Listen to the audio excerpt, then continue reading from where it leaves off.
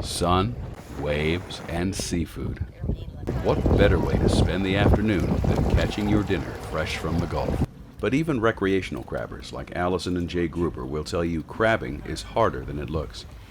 The Cape Coral couple has been trapping stone crabs on and off for 15 years.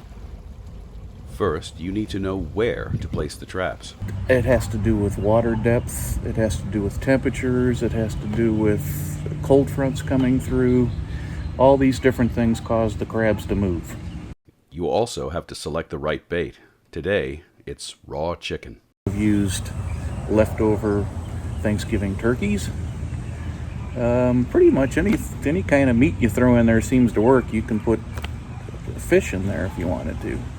And of course, you have to know how to extract the crab properly. I think those gloves are really a false sense of security, because if one of those crabs actually got a hold of my finger, I don't know what would happen.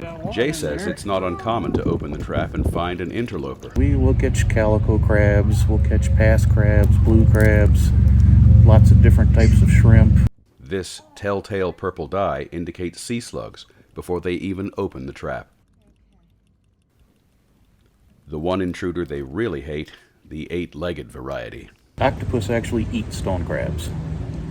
So if there's octopus in the area, there's no reason to keep your traps there, because you'll pull up a trap that has nothing but an octopus in it. And then you have the fun of getting rid of the octopus. You also have to know the law.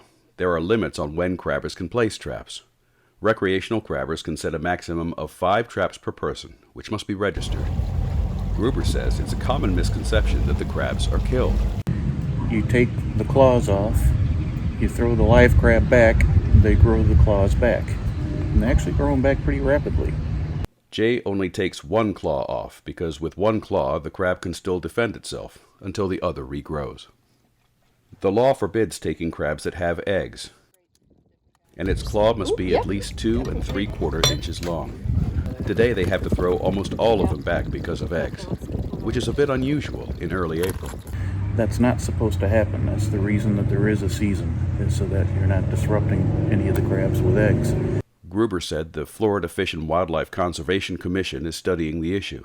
Although the Grubers have harvested as many as 14 claws on an outing, today they will only take home 2.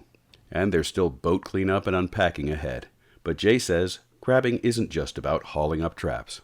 Part of the reason we'd like to do the crabbing is it gives us an excuse that we have to go out in the boat. And sometimes we need that. Sometimes we work too much, and it's nice to be able to spend a few hours out on the water when we otherwise might not have. For C226, I'm Steve Layton.